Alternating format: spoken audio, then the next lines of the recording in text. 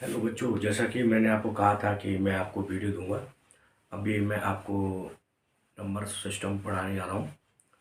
जैसा कि बच्चों हम जैसे जानते हैं कि जब हम इंग्लिश पढ़ते हैं तो अगर हमें इंग्लिश नहीं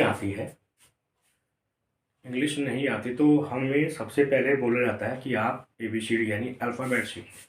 क्या सीखने को बोलते हैं? अल्फ़ाबेट। अल्फ़ा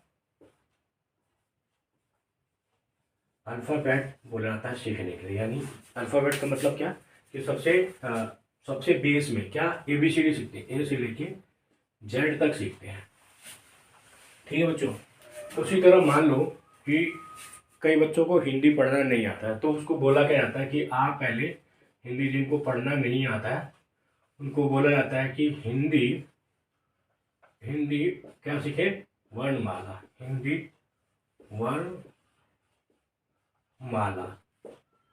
हिंदी वर्णमाला सीखे। तो बच्चा क्या करता है, हिंदी, जिनको हिंदी पढ़ने नहीं आती वो बच्चा हिंदी वर्णमाला सीखता है। यानी अ से लेके कहाँ से, इसमें क्या सीखता है? हिंदी वर्णमाला में बच्चा अ से लेके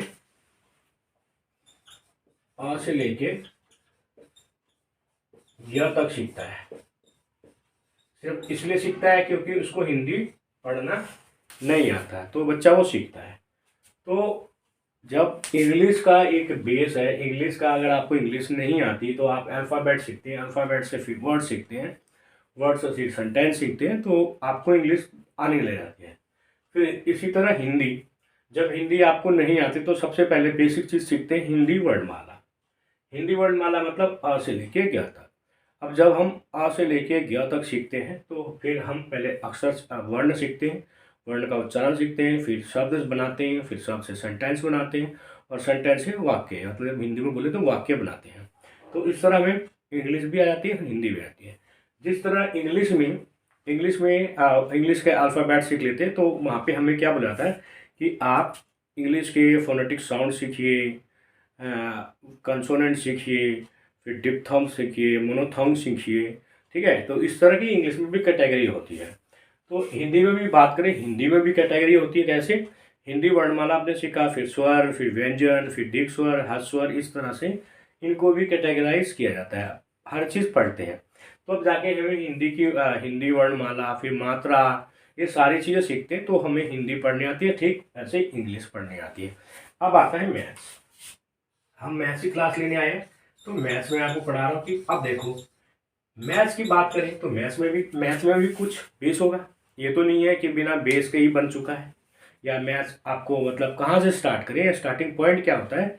जिस तरह स्टार्टिंग पॉइंट इंग्लिश का अल्फ़ाबेट है, हिंदी का वर्णमाला है, तो मैथ्स का भी कुछ तो होगा ना, कुछ होगा। लेकिन आज तक हमें नहीं पता कि मैथ्स का बेस पॉइंट कहाँ से स्टार्ट हुआ है, नहीं पता। इसलिए हमें आज तक मैथ्स को पढ़ने में, या मैथ्स का एक फोबिया हमारे अंदर आ गया कि ये चीज़ हमें नहीं आता और हमें किसी ने बताया भी नहीं, तो वहाँ गलती होती है। लेकिन बेटा मेरे साथ जुड़ो, मैं आपको छोटी से छोटी और अच्छी से अच्छी और बेसिक से बेसिक चीज़ें बताऊँगा मैथ्स का। जिस तरह हिंदी के टीचर या आपको खुद आ जाता है, इंग्लिश का भी आ जाता है, उसी तरह मैं आपको मैथ्स का बेस बताऊँगा। ठीक है, तो हमने जाना कि इंग्लिश का भी एक बेस होता है तो मैथ्स का भी बेस होता ही है। अब मैथ्स का बेस क्या होता है तो वो मैं आपको इस वीडियो में बता रहा हूँ।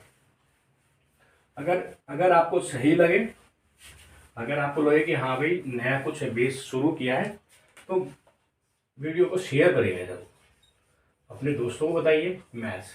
मैथ्स का बेस होता है, बना कहाँ से? तो मैथ्स में जो बना हमारा, यहाँ से आया डिजिट।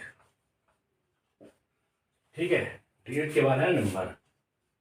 नंबर की भी कैटेगरी होती है बेटा, तो पहले तो डिजिट सीखो। नंबर की भी कैटेगरी होती है। सबसे पहले कि नंबर यहाँ से आया, डिजिट से और नंबर से। अब नंबर के भी टाइप होते हैं, डिजिट के भी टाइप, डिजिट में टाइप नहीं होता है, नंबर के टाइप होते हैं।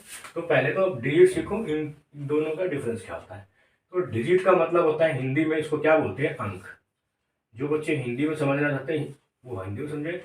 और इसका मतलब होता है संख्या। क्या होता है इसका मतलब? संख्या। अब अंक कहाँ से कहाँ तक होता है वो पता होना चाहिए हमें। तो अंक बेटा आपका 0, 1 2 3 4 5 6 7 8 9।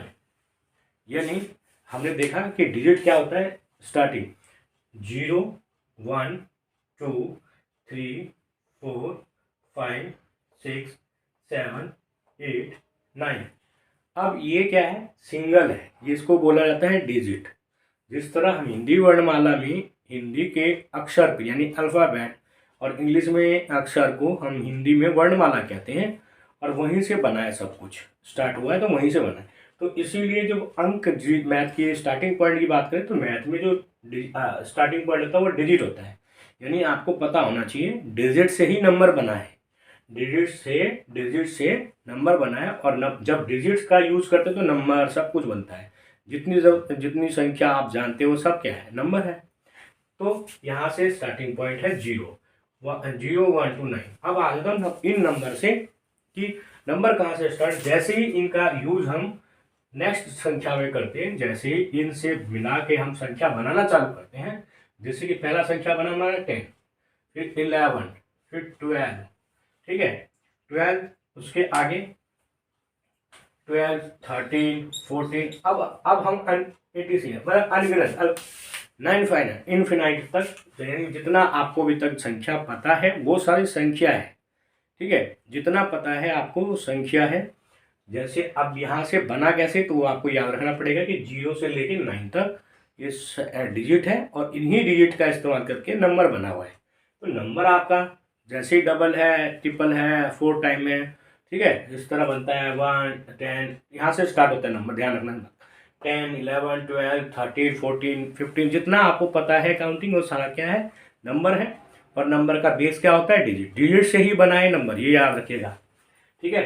तो उसी तरह अब जब ये आपको क्लियर होता है, मैं आपको नेक्स्ट वीडियो दूंगा, उसके अंदर बताऊंगा कि नंबर के टाइप क्या है। नंबर्स में आता है फ्रैक्शंस, है ना, फ्रैक्शन नंबर, ठीक है, prime number, natural number, integers, whole number, ठीक है।